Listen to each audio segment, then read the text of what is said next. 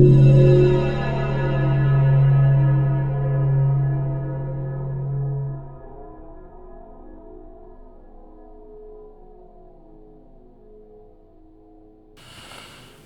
right, everybody, we're going to get started here with our final webinar of our summer series.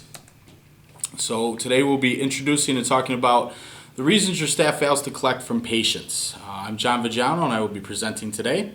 Please feel free to send us questions via john@simonsagency.com. At the end of the webinar, there will also be some contact information you can use to contact us at your convenience in any method you wish. And with that, I'll give you a little background on myself. I began at Simons about 15 years ago as a collector, and then I owned and operated a design studio and marketing company for 10 years after that. And then I came back to Simons in 2014 for a second tour of duty, and my current role is Director of Marketing and Communications. So I have a very unique perspective because I've actually sat in the collection chair, and I think I can offer some interesting information this time around. I like to say the job of a marketer isn't strictly marketing outside of the company, but also marketing inside of the company and getting your employees and everyone to buy into your strategies and what you're trying to do as a company. So with that experience and my philosophy on marketing, I think I actually have a pretty unique view of what we do here. So without further ado, we will start the actual presentation, which is, again, 5 reasons your staff fails to collect from patients. The areas we've outlined specifically have to do with your staff skill set, having no financial policies in place, having an empty toolbox for your staff, and failing to monitor staff, as well as having vague or inconsistent rules across the board for your staff. As you can see from the slide, when you have all of these pieces and they aren't operating in sync with each other, you tend to kind of fall apart and your gears aren't working in the same direction. So what we aim to do with this is to show you those pieces and to show you by the end that the gears become more synced and work in a unified fashion. So with the first piece that we want to talk about is the fact that not all staff can actually ask for money. This is actually a natural fact that doesn't make somebody a bad person or anything either way, but it becomes paramount to the ability to identify who in your company can actually collect money, who can be on that phone to do that work, as it does not become a natural thing for people to do. The biggest thing, you really have to have a spine in order to be able to be on these phone calls and kind of take the heat that you will in some cases, and to be an effective collector. So you have to be able to put your foot down and stick to your guns, stick to what you're saying and stick to the plan at hand. You have to be able to use silence as a weapon, and you have to be able to use compassion when appropriate in the same vein. This isn't always fist pumping and being angry with people. You have to be firm and yet compassionate in the same regard. So it takes a unique person to be able to do that in and out. The job is a grind. If you're doing this for 8 hours a day, 5 days a week, you really need a certain personality type to be able to handle that. So while you may think it requires only strong and domineering personality, it actually helps to be upbeat and kind as well. Sometimes that will disarm people right away. If you call and you sound like you're a bill collector and it's the worst day of your life, that doesn't really help you get people to buy into what you're trying to sell them, which in effect is something you've already sold them and now you're trying to collect on it. So disarming people with kindness and understanding the patient's perspective on things can help you kind of break down some doors. So that's one of the other parts, which both parts end up leading to being good with your bedside manners. This is something that we really rely on strongly here at Simons, and that's a mix. It's how you would treat your patients in the room. We want to treat them the same way on the phone. And as you being the first line of defense with billing and trying to get these collections, that's exactly what you should be looking to do too as well. Also, you want people that are able to find common ground. You don't want the person that sits around the water cooler and eggs people on. You want the kind of person that can de-escalate a dramatic situation with other employees. So these are things you can actually keep an eye out for within your own billing department to try and find the right people that can do the job. So that's what we look at with the first part of this. And if you look at some of our data, what we've shown is that when you collect only from a sympathetic angle or when you collect only from a firm, angry angle, you get about the same results. But when you combine the two, you're able to actually negotiate with patients much more effectively and get better results for it. So it's really kind of a fine line and a balance between being firm with what you're asking for and also being kind to understand the perspective of the patient that you're working with.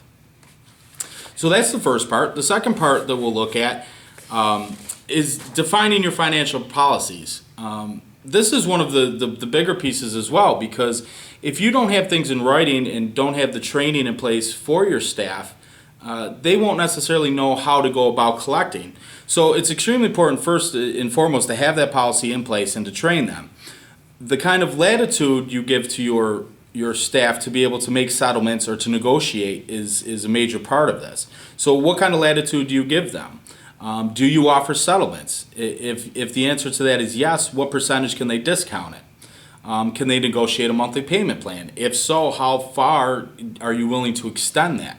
So with base rules in place, you give your negotiating staff, your collection staff, the ability to actually work and kind of hop on what's going to work for them immediately. Because when you get somebody on the phone, you may not get them on the phone again for another period of time, whether it's weeks or months, and in some cases years. So you really have to strike while the iron is hot. So we have an example. If a patient owes $1,000 and they only have $250 today, that $250 is ready to be had and is ready to be collected. So if your collectors have it in place that they can accept it as a down payment, maybe they can look at it as if it's written that you accept 1/3 down payment. So they're at about a quarter now with $250 offered. So they can come back and say, well, if you give me $400 today, I can extend 3 additional months payments at $200 each. So now they've upped the ante and they've made a payment arrangement that perhaps is at 3 months, and maybe your policy is within 6 months. So by doing this, they accomplish two things. First, they're negotiating a higher price than the lowest barometer that the patient offered, which gives them room to lower their payment if they need to. And second, they're accepting a good faith offer from a patient and building goodwill with them, which is the second part. So this is how you can, relating to the previous slide, how you can be firm but also compassionate with what you're doing and find a common ground to actually get the patient to negotiate with you to the satisfaction of yourself as well as your company policy. Similarly, that same person that owes $1,000, maybe they have $750 in their pocket and they're willing to pay that today, but they want to settle at that price. If you have this in writing that you can accept up to 75% of a payment as payment in full, that allows your collector right then and there to be able to settle this account without any other further ado, without having to do other follow-up calls or anything else. And you get that money in and you push the account along. And that's one of the great ways that you can collect, is by having these pieces in place. So as you can see from some of our analysis, when we call it striking while the iron is hot, if you hold a hard line, you're not going to do as well as perhaps accepting a down payment. So that same person that offered you that $250 down payment, if you don't accept that, obviously you're not going to do much more with that conversation. But accepting a down payment will generally allow you to will allow that patient to answer your phone call the next time you call. So if you're holding a hard line, the next time you call, they're probably not going to take your call. But if you're showing that you can work with them, they probably will take that call. You took that down payment and you gave them the next month before you called again to work out the rest of that arrangement. And then similarly for the next step is if you actually make payment arrangements that consist of several months, they're going to take your call even more because you've really worked with them. And generally speaking, they're going to be a higher percentage of exceptions of your phone calls than people who you've held the hard line with, or even people you've accepted a down payment from. If you have that payment plan set up, they're going to answer your call a lot more often than they don't, which is not true with your first calls and with holding a hard line. So again, having a clearly outlined financial policy allows your collectors to work within the confines that you've expressed, but also allows them to strike when the iron is hot and get that money in the door. So that's the second part. The third part that we're going to look at are the tools that you give your staff. So what tools do they have to work with?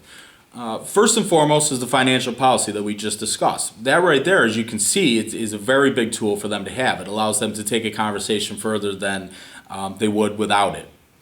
The next is that collections is a skill position and requires weeks of training. We train here for weeks before we send our collectors on the floor, but it also takes a lot of practice. So the biggest tenets of collecting are preparing for a call, so that's knowing the details of the account and understanding the patient payment history, actually conducting the call, and then the follow-up for that account.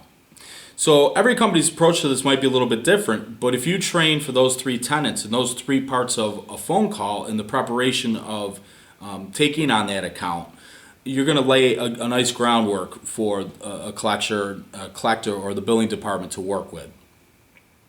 The next part is actually collections is a lot like sales. So if you don't necessarily have a collection department set up or aren't as familiar with the collection procedures, a simple way to kind of get around this is to offer sales training. There is sales training in every city in America, in every hotel and every weekend. There are plenty of places for you to get this information or to send your staff to actually get a little bit of sales training. Because after all, a collection call is simply a sales call at its raw root, and that is because you've already sold the product, and so now you're collecting on it, but you actually have to sell the person on why they need to pay that bill, because so far they haven't. There may be a million different excuses, but at the end of the day, you have to sell them on your arrangements or on just the fact that they owe that bill and what the consequences of that bill can be in the future. So understanding the next steps for the account is really an incredible tool. For us, the ability to credit report is one of the biggest tools we have in our handbook. Now, credit reporting isn't available to everybody, but the fact that you will eventually send accounts onto collections, those that you can't collect for, means that you can still use that as a tool for you. So if somebody is giving you a hard time or you're at month's end and you're giving them that month to pay a bill, the final line is that at some point this account will move on. So you can only help them for so long. Once it goes to the collection agency, it's out of your hand. They can no longer work with you. They'd be working with the collection agency to do that. And once they get to us, if they give us the same problems, we will actually credit report them. So you can use that as a tool yourself to say, listen, if you want this to stay with us before it goes to collections, and you don't want this ever to go to your credit report to affect your credit rating, then you need to work with me today, and I need some kind of down payment from you to make that happen. And again, you can refer to your financial policy, hopefully that is in place, to reinforce that tool. So what we try to say is take your best shot using the tools that you have in place, and if you don't succeed at it, send it over to collections. Don't be working these accounts months and months on end. You know, work it for a month or two, and if you get nowhere with it, move on to the accounts that you're getting some progress at and focus on those accounts. Sometimes the best thing you can do is to move on from an account that is causing you problems or is taking too much of your time. If you spend all of your time in the accounts that are burdensome, you're not going to collect as much money as if you spend time on the accounts that actually pay and are working for you. So again, those are just some of the tools. And what we have actually prepared over the course of the last year is a new blog that we launched, which is called turningredtoblack.com. And we've outlined a lot of the tools that we use here, as well as the tools that we offer our clients and to kind of track their accounts once they come here.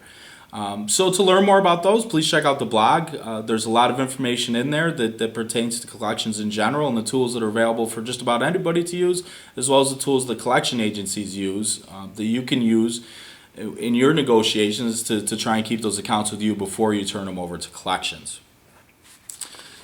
The next part is actually failing to monitor your staff. So once you have these pieces in place, you really want to work on quality control and improvement. So having staff clearly document their conversations and research the notes is a very important aspect. We have a proprietary database in place here that we've worked on for 15 years that offers all kinds of information head to toe. You don't necessarily need anything that complex.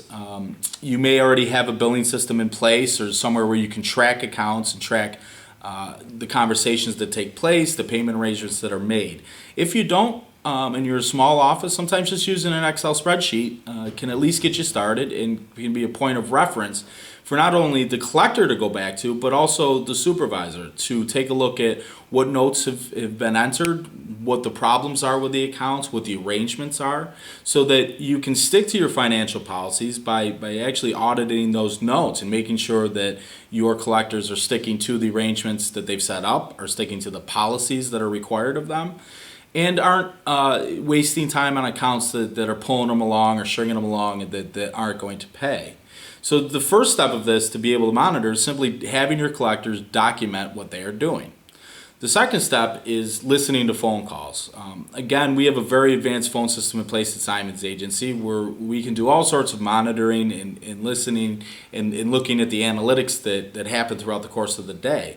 But from a simple perspective, just hopping on the phone with them or listening to the one side of the conversation, your collector's side, periodically can help a supervisor understand which buttons are pushed that a collector maybe needs to dial back on and where the collector can actually push a little bit further. So monitoring your staff is one of the biggest pieces to quality control along with the database structure. Another piece is if you don't monitor, sometimes what one person does because they've misunderstood instructions or because they're being a hardhat about something can actually spread to the rest of the organization. So if you don't nip it right in the bud immediately, that small thing can spiral out of control and can infect a whole team of collectors. And that doesn't matter whether you have 2 collectors or 200 collectors. And in fact, the smaller your collection team, the more likely that something that isn't correct is going to spread throughout the organization. So that's a huge piece of monitoring your staff, and one of the reasons you really need to do that. The last thing you can figure out from monitoring is what person is good at what. So do you have people that are better collectors of copays, smaller dollar amounts? Maybe there's somebody that can collect every account that's under $100. And then on the same token, maybe there's a collector that's better with some of the larger ones. They just know how to work in greater detail with a person or know arrangements better than trying to get that quick hit. Monitoring the list or the database fields that your collector fills out and monitoring those phone calls can help you tell that kind of thing. You might find that somebody's better collecting in the evening than they are in the afternoon. You may find that your patients don't answer the phone at all during the day and you can only reach them from 6 to 8 o'clock at night. So by having a list of these analytics, by being able to look at them, and by having a supervisor in place who actually does this work, at least on a weekly basis, can really help you improve the numbers that you're working with. The final piece of this, number 5, is having vague or inconsistent rules. This is basically looking at the transparency for your staff. What we previously talked about in the monitoring is having transparency where your supervisors and management can look at your staff and your collection team. But in the same regard, your collection team and your staff needs to be able to look at you and your company's policies and rules and have them always available to them. So that's just as simple as having a place, whether it's online or in a secure part of your server, or even just having a booklet that you hand out that people have on their desks that outline exactly what your strategies are, what your financial policy is, what your dress code is, anything along those lines in order to kind of keep the peace within the organization. So you want to have those somewhere where everybody can read it and look at it, understand it. It's also appropriate to encourage people to ask questions about it to their supervisor. You don't want people talking to the other collectors about it necessarily, but bringing things to their supervisor to address whether it's an idea or confusion over a specific idea. The next step, which is especially important for collections, is you really have to have a complete understanding of the FTC's Fair Debt Collection Practices Act as well as the FCC's Telephone Consumer Protection Act. You need to, from your generals right on down to your soldiers, everybody has to be versed in those acts as they are the governing body of what we do. If you do not strictly follow those regulations, you can get in a lot of trouble for them. So understanding those pieces is paramount to being a good collector and staying within the letter of the law. So not only does it protect your patients, but it also protects you and your company from unjustified or malicious lawsuits. So there's two sides to the coin. Generally it protects the consumer, and we're in favor of that, of course. But it also protects your organization. If you are doing things correctly, and going back to the last point, if you're monitoring correctly, you can provide some of that evidence if and when it's necessary. We all know that all staff members aren't necessarily created equal, and not all patients are created equal. But when it comes to the work of a collections department, this has to be true. Everybody has to be equal, and everything has to be consistent. So consistency enforcement of policies is one of the biggest keys in creating a well-oiled machine. So it prevents squabbles internally. So John said you could wear something, but I can't. Well, if it's clearly outlined in a policy, you can go back to that policy, and it doesn't matter what John said. It matters what's in that policy.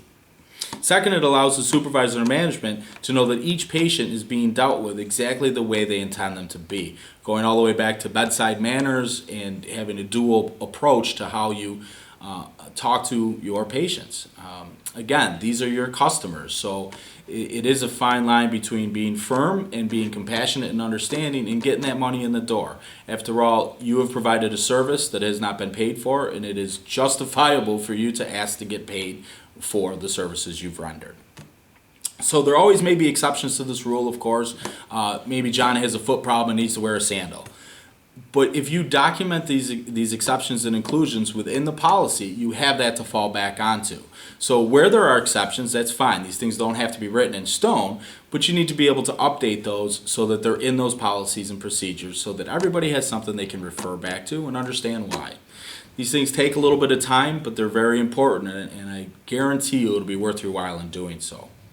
So again, they don't have to be written in stone, but make sure you're documenting when things are flexible or when things need to change. So as we get back to our gears here, you can see by having all 5 of these pieces in place and working correctly, these gears are turning together and are really creating the well-oiled machine that we're looking for here. You want to have a correct skill set. You want to have financial policies in place. You want to have a full toolbox for your staff to use. And you want to be able to improve your operations with monitoring, as well as have clear and consistent rules so that one of these gears doesn't stop spinning and get out of place and start to clog up your machine and your progress. In closing, I would really like to thank everybody for attending our webinar series over the last month. It was fun to do this and get started with everyone. This will be the first time that we're doing this, but certainly not the last. So please look for us in the future as we'll be tackling all sorts of subjects, but always with billing in mind and with collections in mind. Again, I'd like to thank you for joining us. Please feel free to watch the previous 2 videos at our YouTube channel. It's youtube.com/Simons Agency Inc. By Friday, we will have the final video up for your viewing. If anybody has questions, please feel free to email them to me directly at john@simonsagency.com.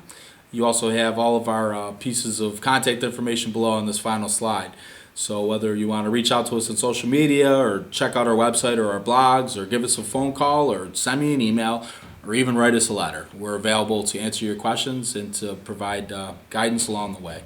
Again, thank you, and have a great weekend, and we'll talk to you soon.